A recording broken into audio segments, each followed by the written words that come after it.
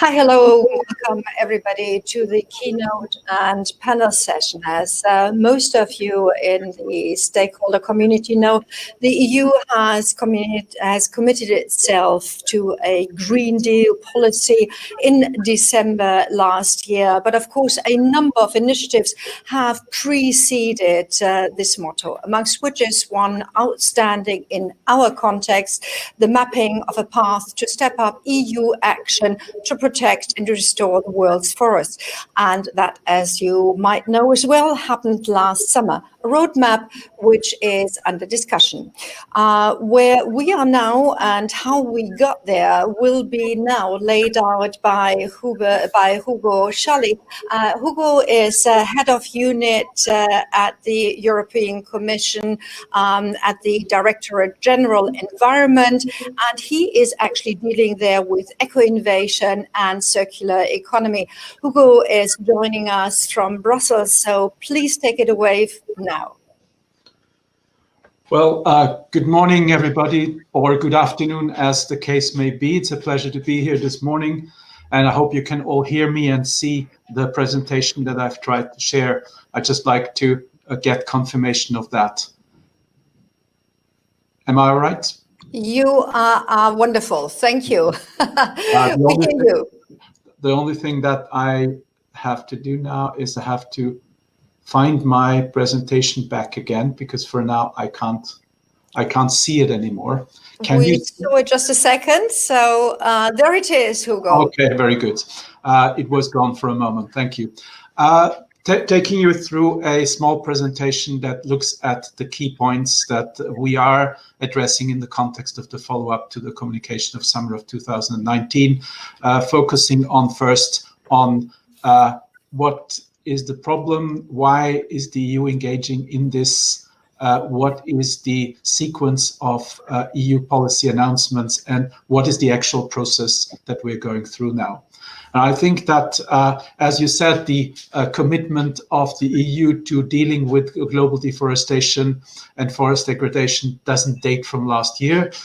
It has been a long-standing trend in EU policy, starting off with the establishment of the FLEGT action plan, with the 2008 communication first one on deforestation, and the implementation of the FLEGT action plan, and of course having as its component the FLEGT regulation and the EU timber regulation linked to the FLEGT voluntary partnership agreements.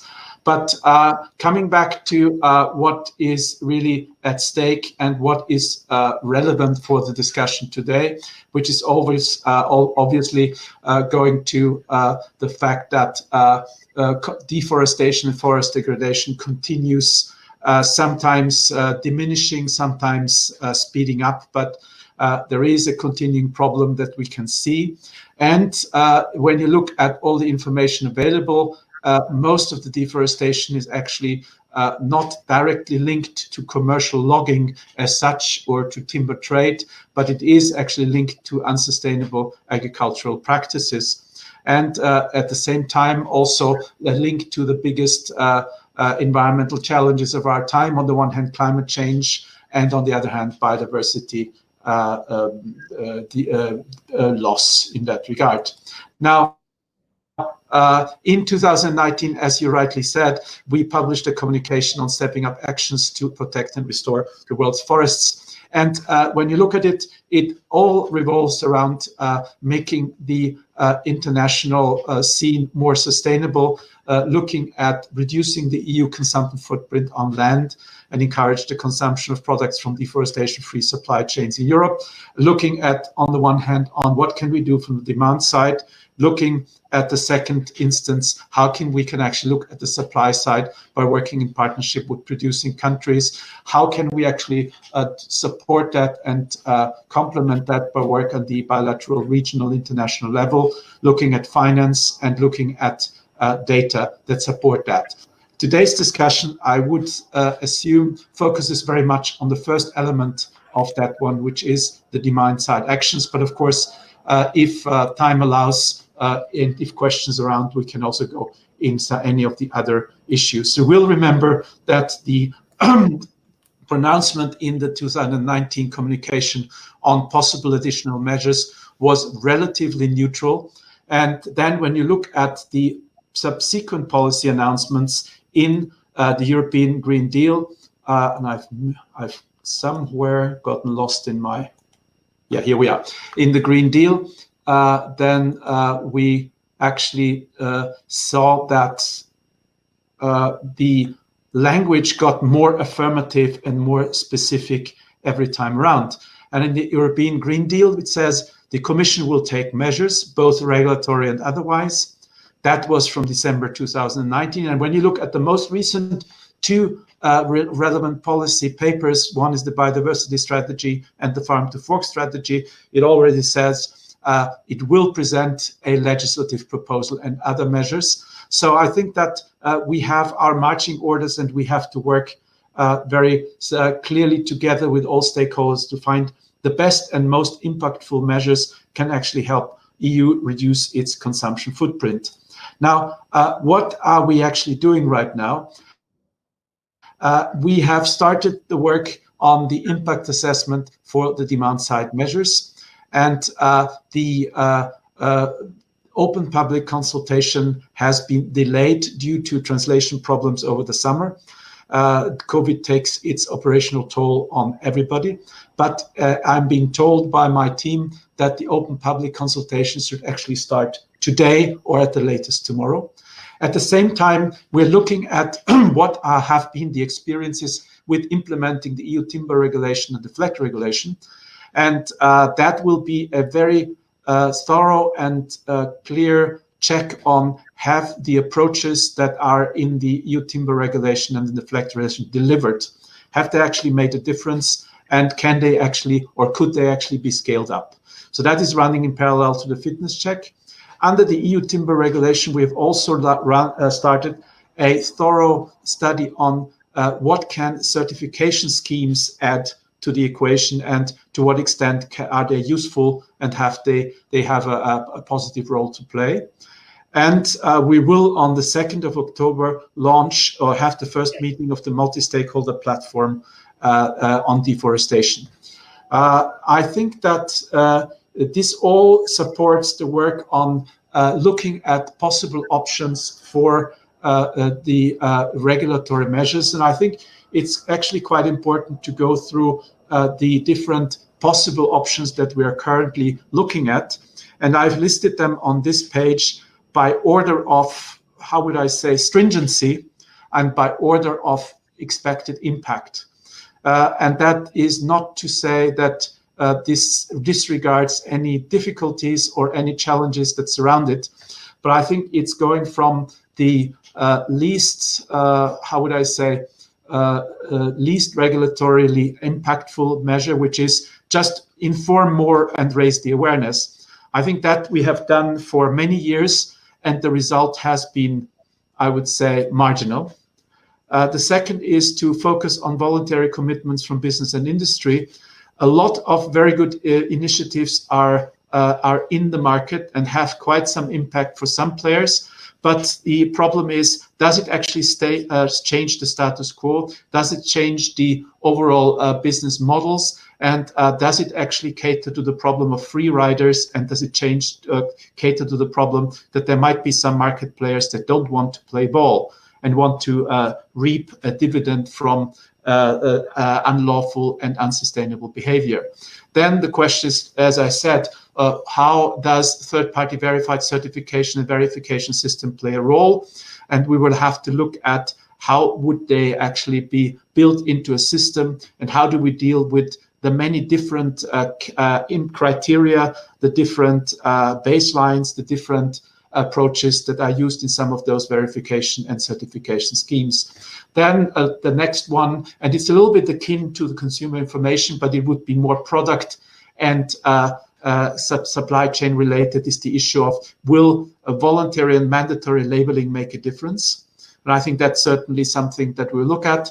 Then coming to, is it enough, or can it make a difference to just include issues related to deforestation-free supply chain into corporate disclosure and non-financial reporting tools? It's a little bit of a judgment call because it's a way, how is it actually based on some of the previously mentioned instruments.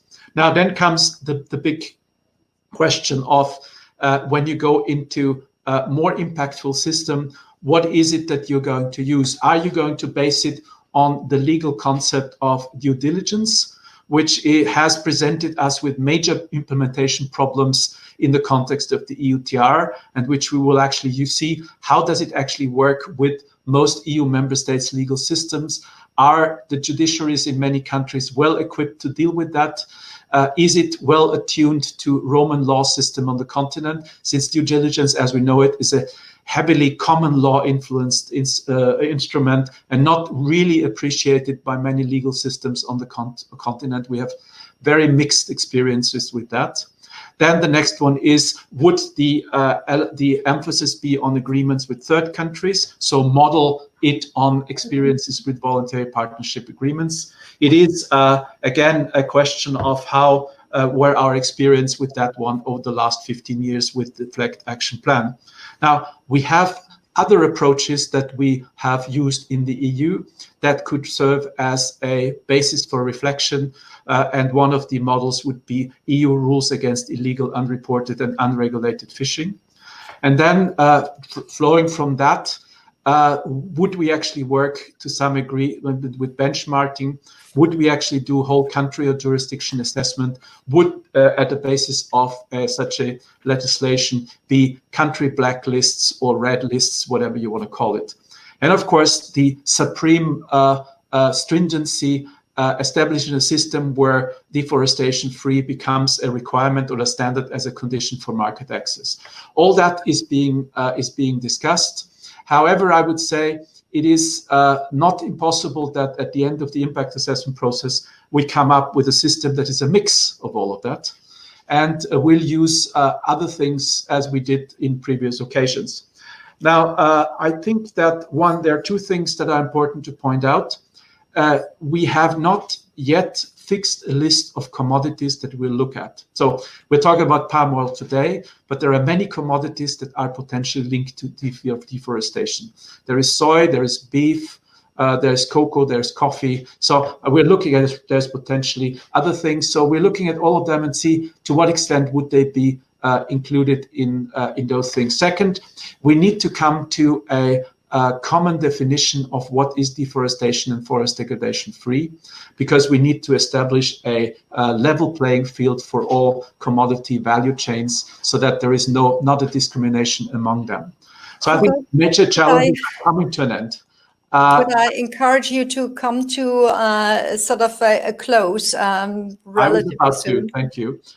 Just a timeline on the last page, so that you can see that we're looking towards producing a result by the first quarter of 2021. And hopefully today we will launch the public consultation. And at the bottom of the last slide, you can actually find the link to the Inception impact assessment that was published a little while ago. So thank you very much, and sorry for going over time slightly in my presentation. Thank you. Thank you, Hugo, for staying with us. It's just that we are really tightly timed. And ladies and gentlemen, of course, as you know, in the program, we're now going into the panel discussion. We want to see how whatever the EU is drawing up and who has taken us along the thought process and the measures to be taken by different stakeholders. We have online Sebastian Lesch of the German Federal Ministry of Economic Cooperation and Development.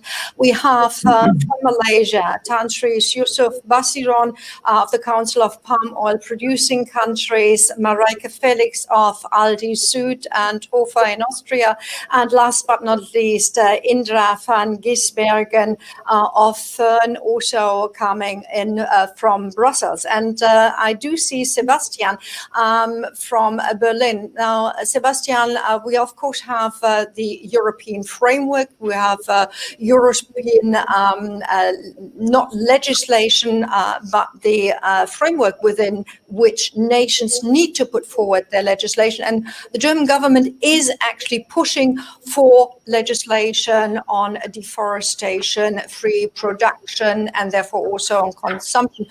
What's the state of affairs there? Yeah, thank you very much, and good morning, everybody. Thank you for having this very timely discussion, and thank you for being a part of it.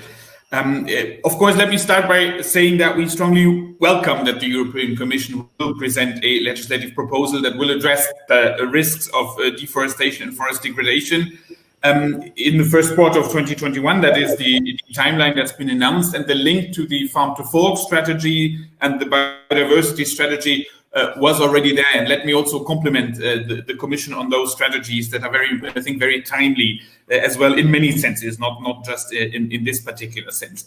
I think the roadmap that has been described by Ugo Maria Schalli is the right one. We need an impact assessment. We need to look into regulatory and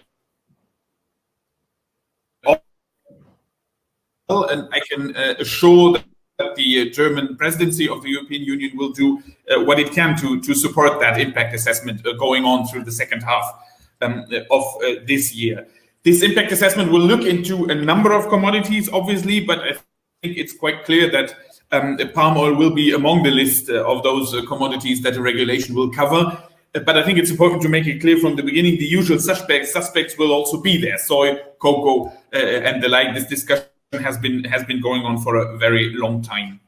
There are sort of multiple work streams. There is also Commissioner Reinders who has announced that there will be a legislative proposal. So I think it's good if we bring that together and bring that forward during the second half of the year. I also think that the palm oil sector is quite well prepared for what's coming up. There are palm oil companies that are pioneers in the adoption, in the implementation of corporate zero deforestation commitments. We have a couple of standards, RSPO and also others. Almost 20% of palm oil is certified by those standards, so that is a good place to start from.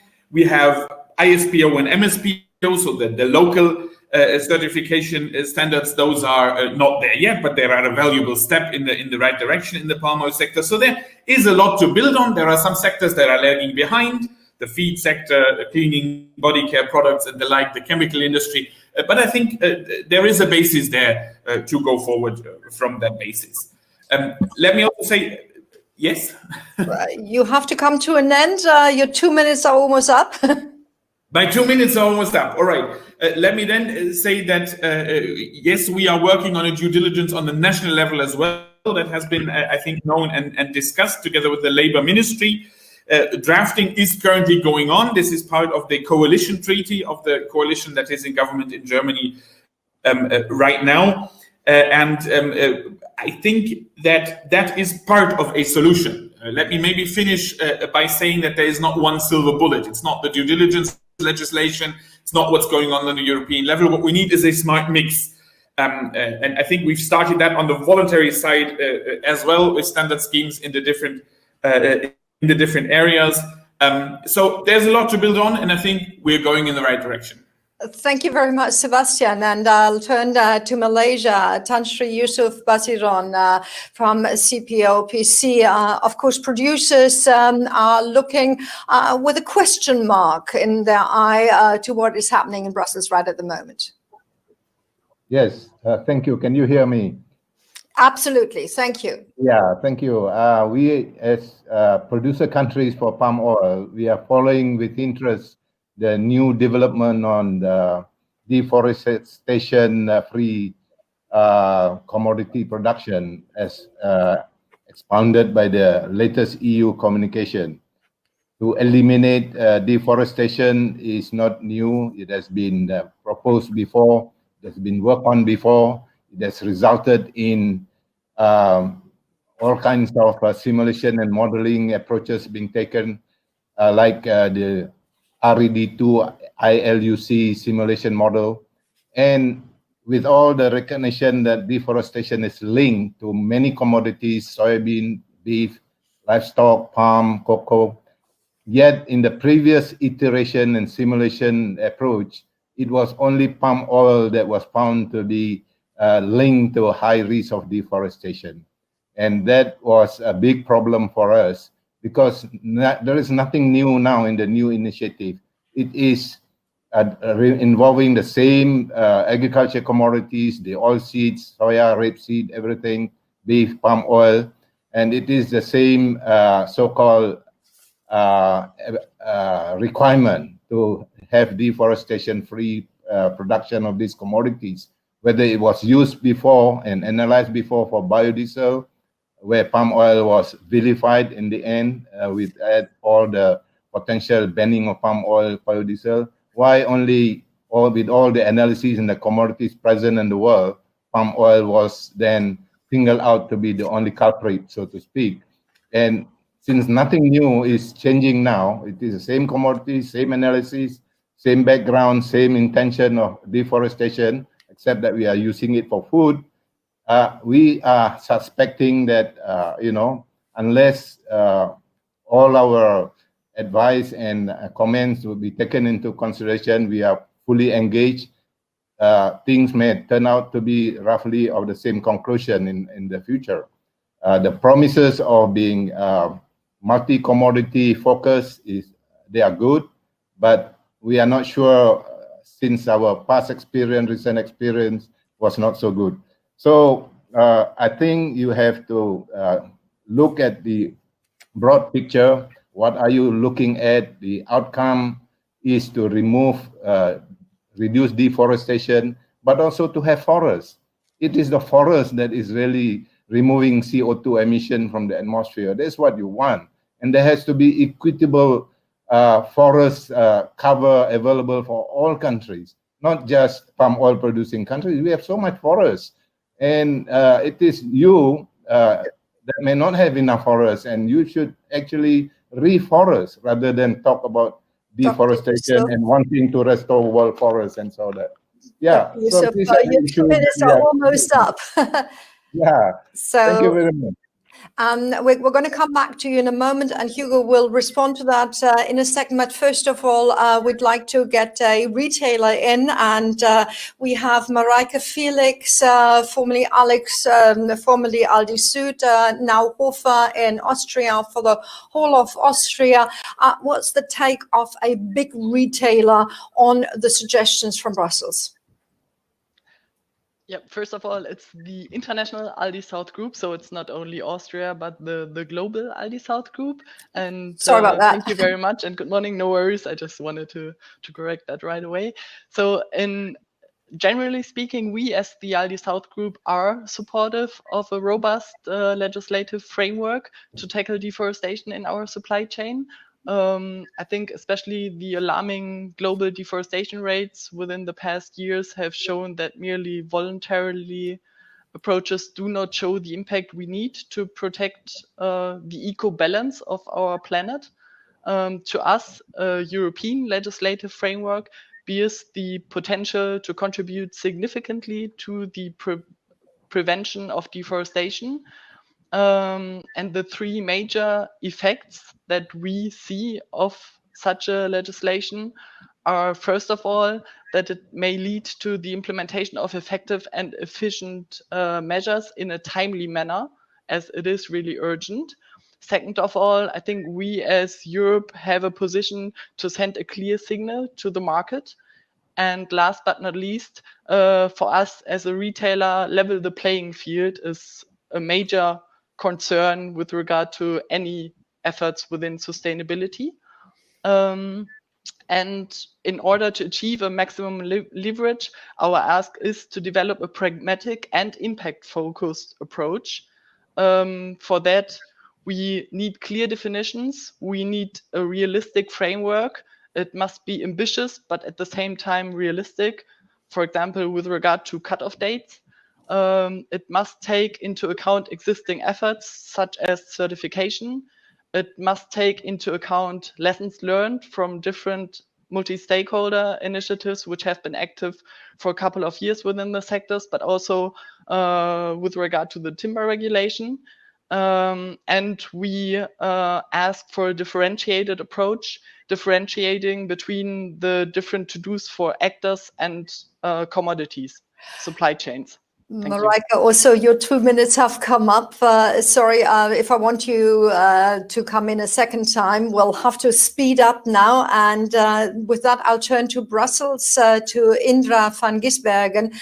Indra, you're working for Fern, an NGO, and you personally have been working on due diligence and were recently part of the Tropical Forest Alliance roundtables. So what's the NGO view?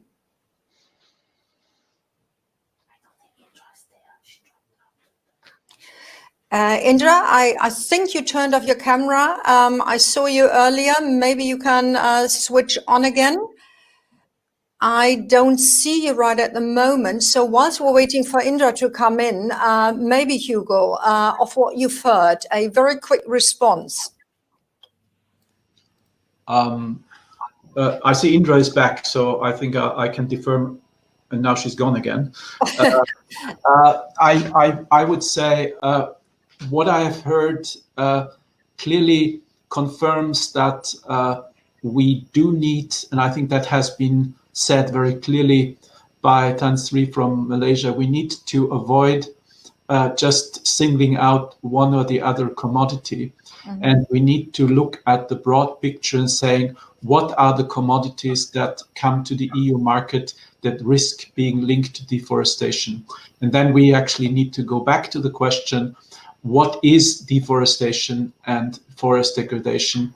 What are the benchmarks? What are the baseline years? What is the criteria that we use? And I think that what has been said by Marijke Felix from Aldi, clearly it has to be established a level playing field. It has to be robust. And as with all such developments at the EU level, we need to look at proportionality of the measures, look at what would it be in terms of administrative and financial burden on the one hand to market participants, but also on the other hand to member states' administrations. And clearly the question is also, what will it do to consumer perception, and how will it actually allow the producer countries to have an access to the market, and how will it provide an incentive to producers for sustainable behavior? And I think that Sebastian Lesch put it, really nailed it by saying there is no one single silver bullet. So there's not one measure that will do it. It's a smart mix of measures, and the EU legislation, when it comes, will be a part of the landscape, but it will actually have to be complemented and work together with measures taken at the member state level, be it at the national, regional, and local level, and together with industry and business commitment, because otherwise we're not going to make it.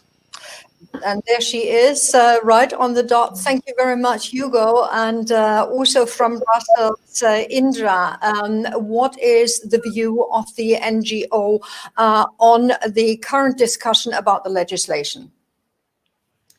Thank you very much, and good morning, and sorry for my technical problems. I'm Indra from Fern, an organization based in Brussels and the UK, working on policy.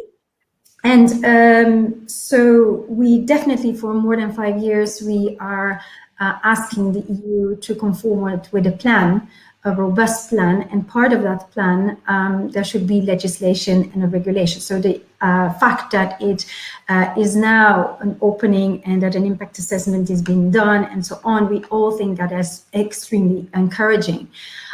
It's a very important moment, and we hope that the regulation is indeed very robust and ambitious, meaning, in fact, that.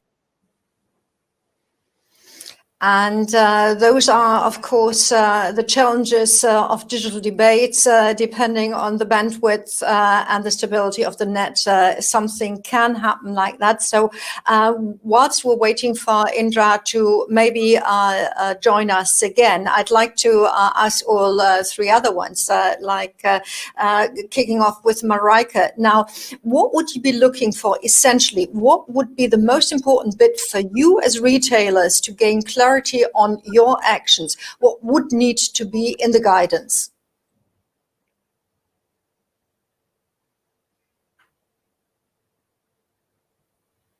Marijke? could you unmute yourself?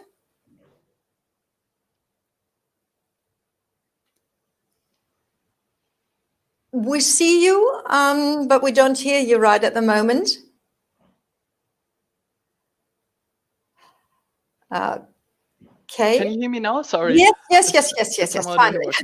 Yeah, I think, as I just said, we would need a differentiated approach, looking at basically shared responsibility, as we also are currently developing it within the RSPO, to have a closer look at the to-dos for each actor in the supply chain, and also differentiating between the different commodities.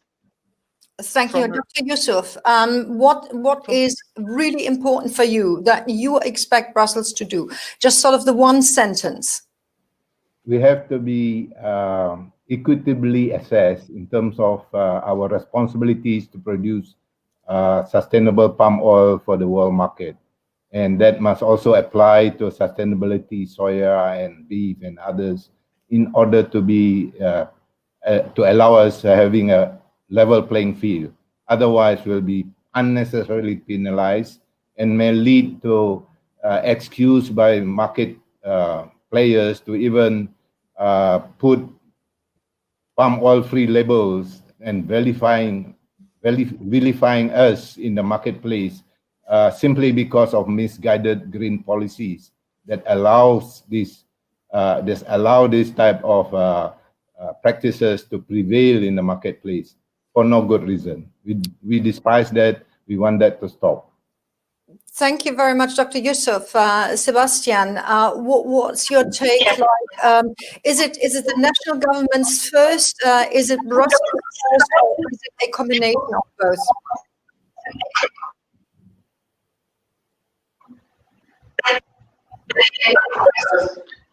I've been able to hear out half of your question, but I hope I got it correctly.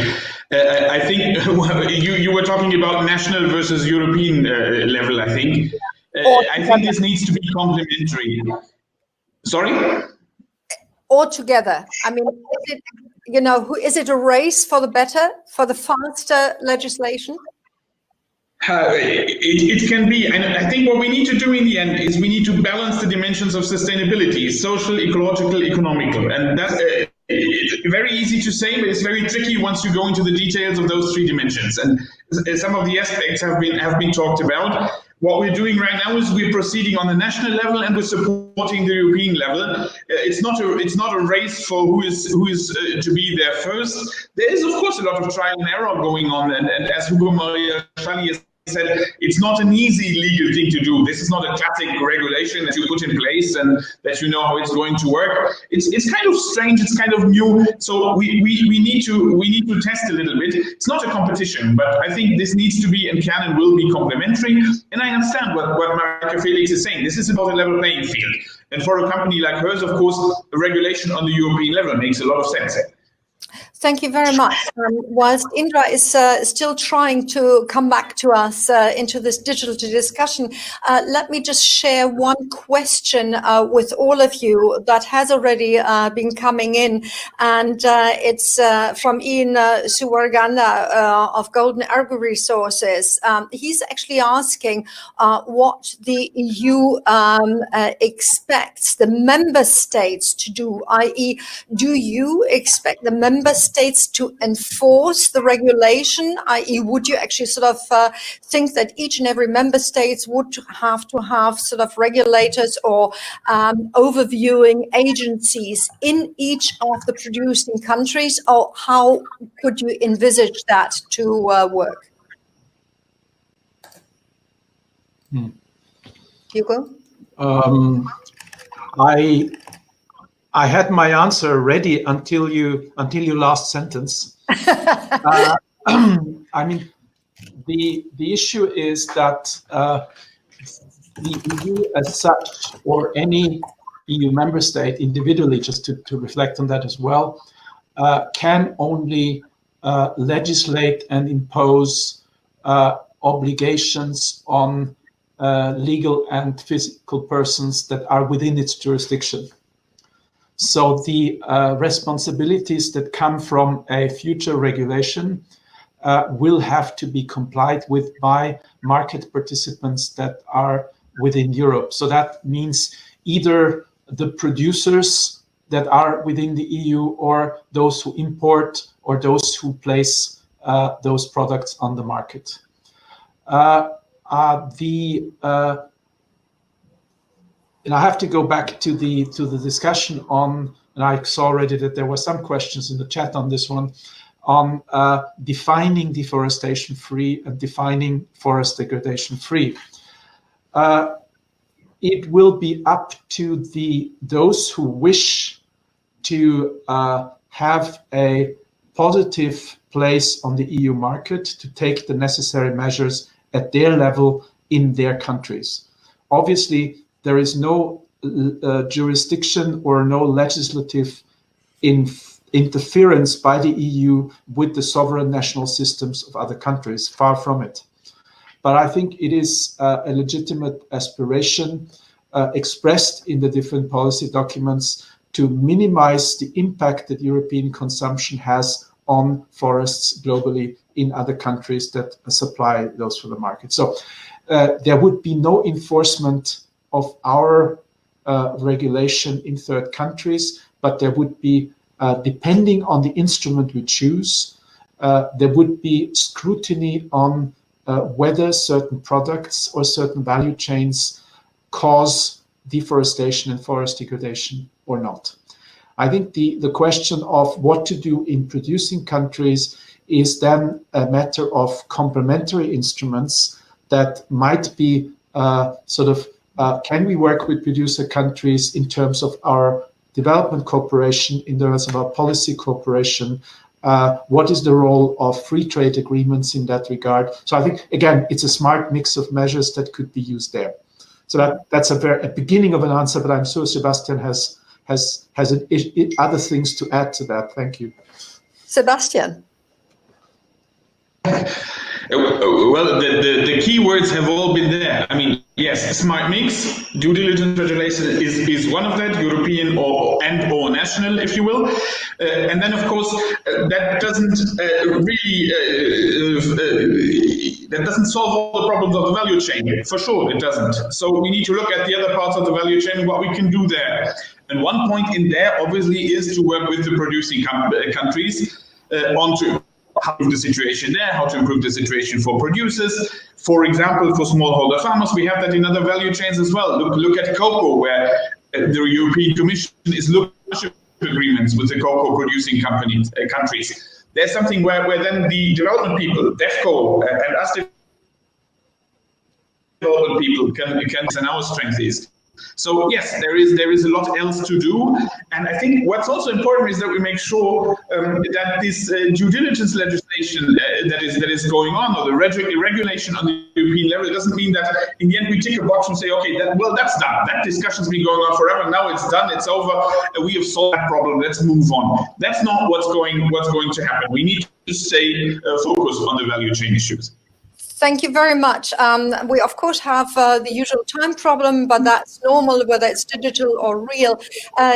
Indra, please, the one most important demand that you have, because due to technical problems, we haven't heard that much from Fern yet. Yes. It already has been stressed that it's a need for a cocktail. We need a good set of complementary measures, and due diligence regulation, a robust one, is a very big, important component of it. As said before, we really want to have an ambitious regulation, which also addresses human rights, tenure rights, and so on. But also this other component, what needs to be done in producing countries, is definitely key. And therefore, we look at bilateral agreements. So it's not only about development aid who could fix what needs to be done in producing countries, but also trade agreements whereby you do have a focus on dialogue with all stakeholders, so governments and non-governmental actors as well, in a very respectful way, and of course looking at the sovereignty of a country. So the dialogue and the process in which you do deal with the different countries is really key. And therefore, we could also focus on governance, which is often the driving of deforestation. Good governance, namely the need for transparency, fight corruption, but also ensure that the very complicated issues such as land tenure are addressed, for example, through legal reform and so on. And so it's very important that we keep on this dialogue at this very important momentum that we will continue to put all our efforts and engagement into this debate the coming months and years, because it's and there she was gone.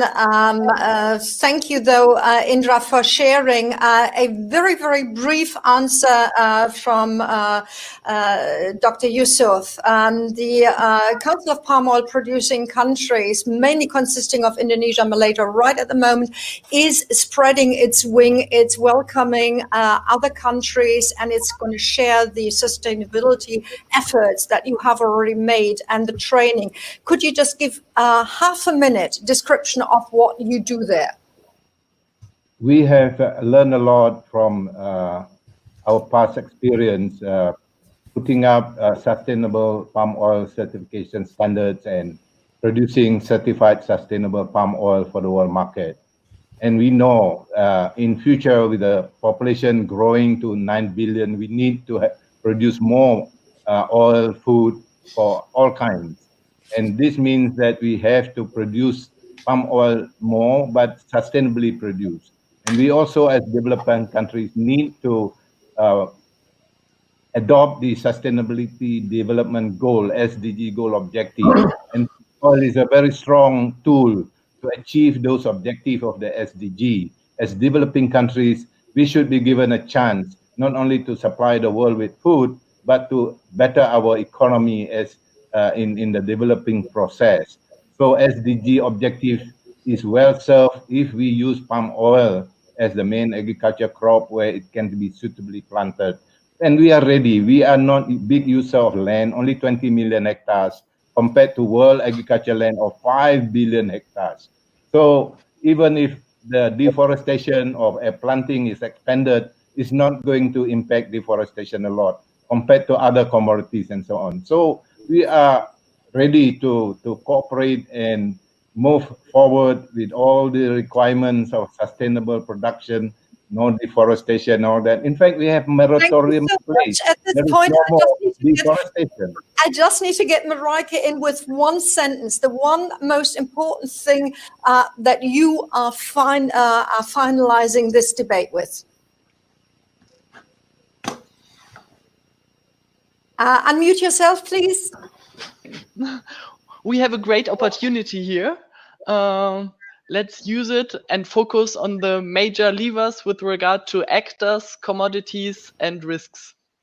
Fantastic. Thank you so much for those final words. And Indra, sorry, we really have to come to an end now. Wish we didn't have the technological challenges that we had.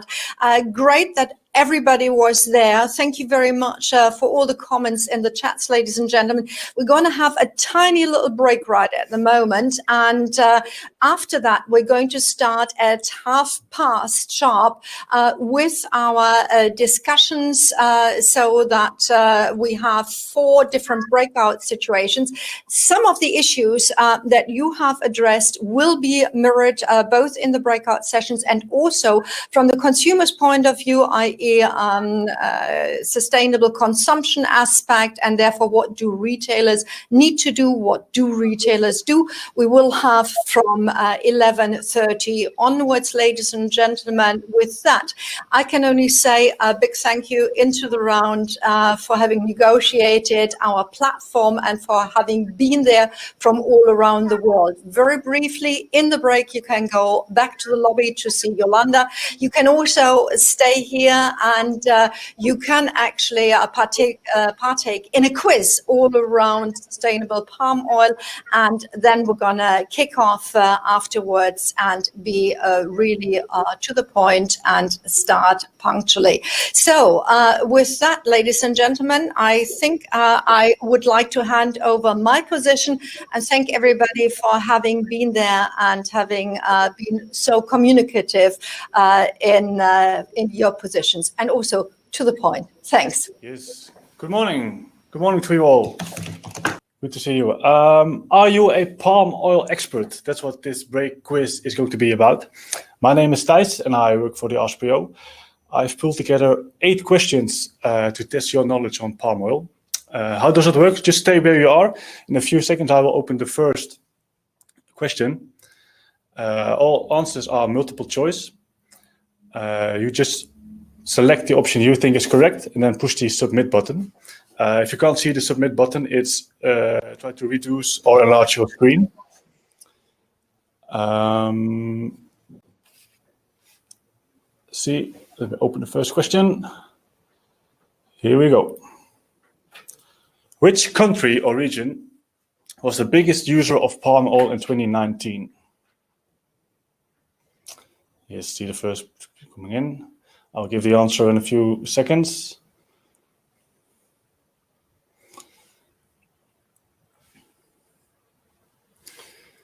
Correct answer is Indonesia, using almost 14 million tons, according to oil statistics last year. European Union uses a big 8.5, China 7 million, and India 10 million is number 2. Okay, moving on to the second question. For what application was palm oil imported into Europe in the beginning of the 19th century? Was it for margarine? Was it used as a lubricant, fuel, or as a cooking oil? History question, this one. You see answers being margarine, lubricant, fuel, cooking oil. The correct answer is B. It was used as a lubricant, especially imported from West Africa at the time to the UK. Not that much later, it was also used as candle production and for soap manufacturing. Question number 3. Put in the correct order from big to small palm oil producing country. Is the correct order Indonesia, Malaysia, Thailand, Colombia, Nigeria? Or is it Indonesia, Malaysia, Colombia, Nigeria, Thailand? Or is it Indonesia, Malaysia, Papua New Guinea, Colombia, Thailand? Or Indonesia, Malaysia, Papua New Guinea, Nigeria? I see the majority clicking for the first option. Yes, that is correct. Of course, Indonesia and Malaysia, they represent the large majority of palm oil production. Question number 4. What is not a palm oil related abbreviation? RBD, PFAD, POME, OER, or they are all palm oil related?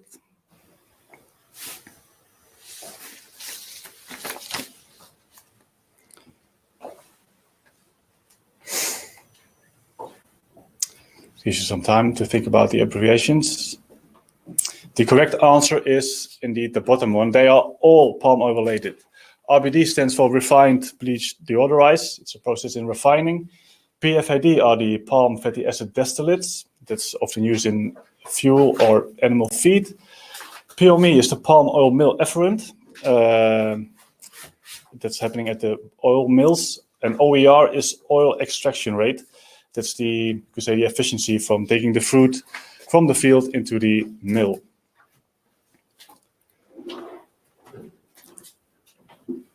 Question number 5, again a history question. In 1911, Adrian Hallett kicked off commercial oil palm cultivation in Sumatra East Coast. What was his nationality? Was he Dutch, Swiss, French, or Belgian?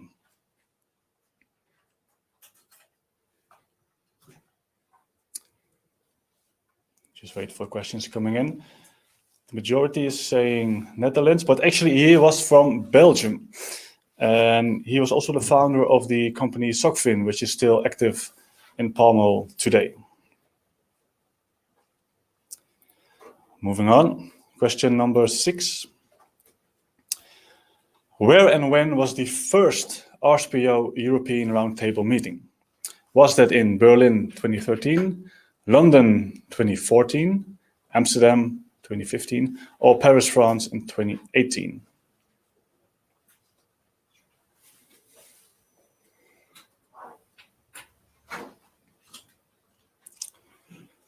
I see people thinking Berlin and London. The correct answer is Berlin, Germany 2013. So we are discussing palm oil already for over 7 years. Question number 7. Again, history question. In 1848, the first oil palm seedlings arrived at Bogor Botanical Gardens, Indonesia. But it wasn't until the 1910s that commercial oil palm really took off. The question is, what was oil palm used for in between, around the end of the 19th century? Was it for scientific research? Was it used as an ornamental plant, used as construction material, or was it planted by rurals to use palm oil as a cooking oil? It took almost half a century between it arrived and before it was cultivated. The correct answer is B. It was used as an ornamental plant along tobacco rubber lanes. Actually, it was also noted that along these lanes, they noted how well yielding the oil palms were and how they got picked up to become into commercial plantations. Question number 8, the final question, last question of this quiz. Which country does not yet have a national alliance for sustainable palm oil? Is it A, Switzerland, Sweden, Poland, or Turkey?